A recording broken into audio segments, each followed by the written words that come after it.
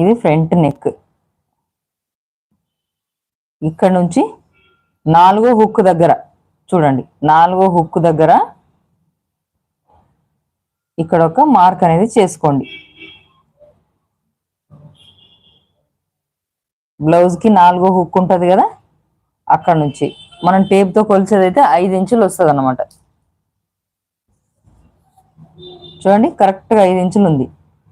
Tape తో చూసుకుంటే ప్రతి బ్లౌజ్ కి 5 ఇంచులే ఉంటది ఇక్కడ నుంచి తేడా. మరి మీరు 4 ఇంచులు 3 ఇంచులు తీసుకుంటే